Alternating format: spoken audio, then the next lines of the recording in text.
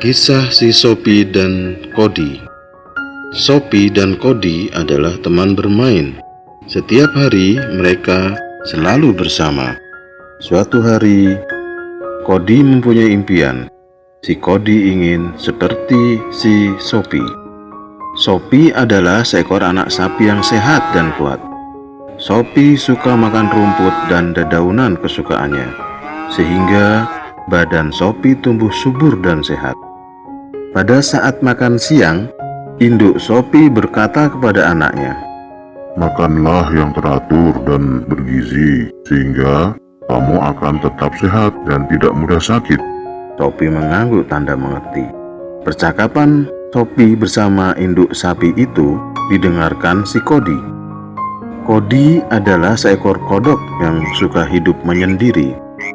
Setelah mendengar percakapan Sophie dan induk sapi, Cody datang menghampiri sapi. Cody berkata, "Hai Sophie, aku juga bisa besar dan gemuk seperti tubuhmu. Aku bisa kuat sekuat tenaga kamu. Coba lihat saja nanti, aku akan menjadi seekor katak yang paling perkasa dan terkuat di dunia." Perkataan si Cody didengar pula oleh induk sapi.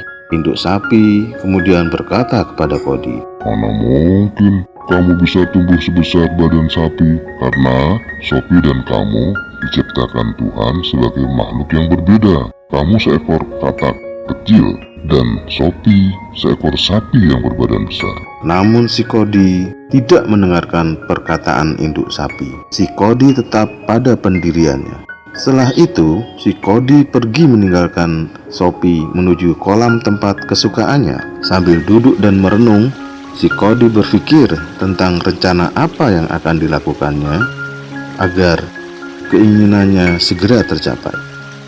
Si Cody ingin agar tubuhnya cepat tumbuh menjadi besar dan kuat. Ketika si Cody sedang duduk merenung sendiri di pinggir kolam, tiba-tiba ada seekor lebah hitam terbang tepat di depan Cody. Suara lebah itu. Tanpa berpikir panjang, Cody menangkap lebah hitam dengan lidah panjangnya. Dengan makan banyak lebah, perutku pasti akan menjadi cepat besar, kata si Cody.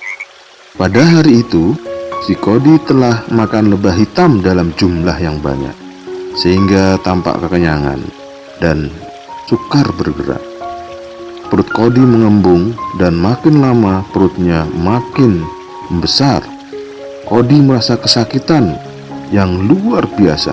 Aduh. Si Cody berteriak kesakitan.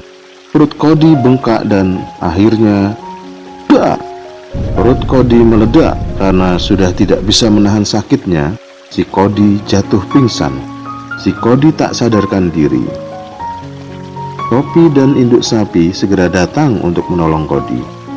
Ketika mereka sampai di tempat Cody berada, ternyata si Cody sudah tidak bergerak. Tubuhnya kaku dan sudah tidak bernyawa lagi. Sophie sangat sedih melihat si Cody. Bagaimanapun, Cody adalah teman bermain Sophie. "Mengapa Cody tidak mendengarkan nasihat induk sapi?" tanya si Sophie. Tubuh Cody segera diangkat dan dikuburnya. Tubuh Cody telah selesai dikuburkan Sophie dan induknya. Melihat kejadian itu, induk sapi memberi nasihat kepada Sophie. Kita semua adalah makhluk ciptaan Tuhan. Setiap makhluk ciptaan Tuhan sesuai dengan kodratnya. Semuanya mempunyai bentuk dan ciri-ciri sendiri. Maka kita harus bersyukur dan kita menerima anugerah yang telah diberikan Tuhan. Iri hati dan kesombongan akan membuat kita celaka. Kini kolam tempat kesukaan Cody yang biasa untuk duduk dan merenung tampak sepi. Si Cody telah pergi untuk selamanya. Nah, anak-anak sekalian, apa pesan moral dari cerita ini? Yang pertama adalah pentingnya seorang sahabat. Yang kedua, mengenal dan menyayangi ciptaan Tuhan. Yang ketiga, untuk mencapai cita-cita, kita harus bekerja keras. Lalu yang keempat, selalu mensyukuri dan menerima anugerah yang diberikan Tuhan. Yang kelima, mau menghargai pendapat orang lain. Yang keenam, hilangkan sifat serakah, iri hati, dan sombong.